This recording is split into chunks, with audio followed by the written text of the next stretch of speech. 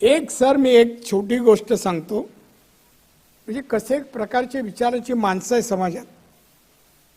मी income टॅक्समध्ये इंटरव्ह्यूला मला call आला आणि मी इंटरव्ह्यूला ओरलला गेलो होतो. मी इन्कम टॅक्समध्ये सर 13 वर्ष नोकरी केली त्यावेळेला, आणि इंटरव्ह्यूला 10-12 माझा नंबर होता. हे आपला विचार करणं होता, आपल्याला काय प्रश्न मी काय अंदाज विचारायचा विचार कर.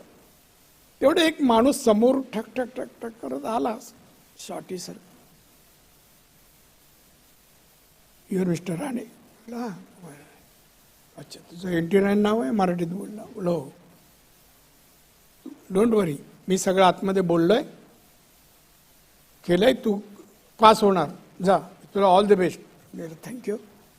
पण मी त्याला तुमचं नाव बी काय विचारायला विसरलो.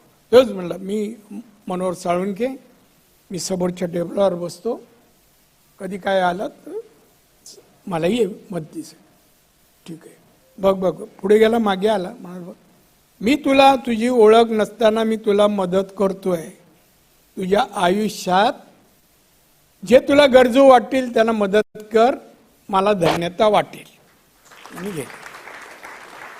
एक मला तुम्हाला सांगायचं आहे, प्रवासात एखादा पाणी देणारा, एखादा काहीतरी चांगलं हे करणार अनेक माणसं भेटतात.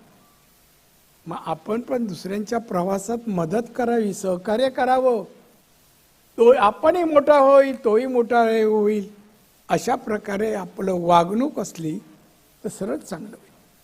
आज मला आनंद वाटला तुम्हा सगळ्यांना भेटून. आनंद वाटला की खरंच काय मुलांनी मेहनत केली असेल. खरं म्हणजे साहेब, मला 2-3 गोष्टीच्या म्हणजे व्यक्तिमत्वांबद्दल आदर आहे. एक शिक्षक, दुसरा डॉक्टर, तिसरा IAS अधिकारी. अधिकारी हे आता सगळं वाटतंय. बघा मुंबई कशी तयार झाली आहे, प्रगत मुंबई. कोणी घडवली या इमारती? हे कोण आर्किटेक्ट आहे, प्लॅनर कोण आहेत, कोण अधिकाऱ्याने हे सगळं मंजूर केलं?